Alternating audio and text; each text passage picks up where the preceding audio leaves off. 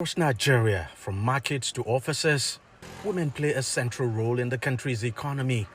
But a new paper by the World Bank says structural policy gaps are limiting their full participation in the workforce. Its Women, Business and the Law Report 2026 presents analyses of laws and policies affecting women's economic opportunities across 190 economies. For Nigeria, it didn't make for pretty reading, scoring the West African country 50 out of 100 on gender equality laws, suggesting some protections exist only on paper. But when enforcement systems are assessed, including funding, services and institutional support, the score dropped sharply to 21.7 out of 100.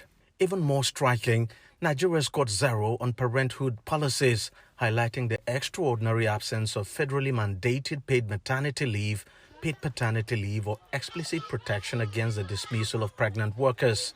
Yet many activists believe the numbers don't even tell the whole story. I would say, in my personal estimation, that I think it's even worse than that. And most of the time, when you talk about some of these statistics, much of the time, they're looking at the former economy. But much of Nigeria, more than 70% of the country, is the informal economy, where there are basically no regulations. In Nigeria, the absence of parental support policies is a major concern. The report notes that the country lacks federal legislation guaranteeing at least 40 weeks of paid maternity leave, paid paternity leave, or structured childcare systems that allow parents to remain in the workforce. I remember that before now, there were several banking institutions in the country where women were not expected to be pregnant for a certain number of years. They were reluctant even in employing married women, as if marriage is now a crime. The economic implications are significant. Women make up roughly half of Nigeria's population, but analysts say policy barriers, caregiving pressures, and workplace discrimination are pushing many out of the labor force.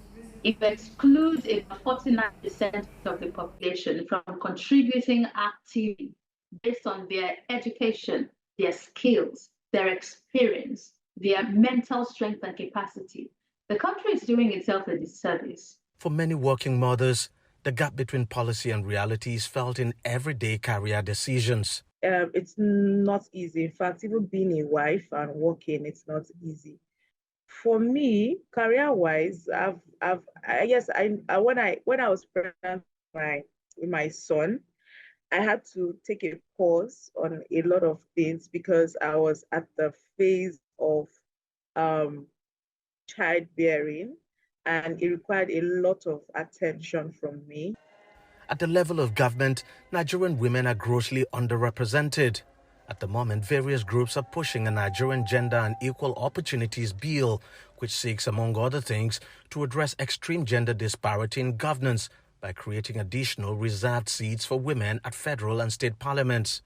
The World Bank says the issue is becoming increasingly urgent. Over the next decade, 1.2 billion young people, half of them women, are expected to enter the global workforce. For Nigeria, closing the gap between gender equality laws and real-world support systems may determine whether the country can fully harness that potential. Deji Bademasi, CGTN, Lagos, Nigeria.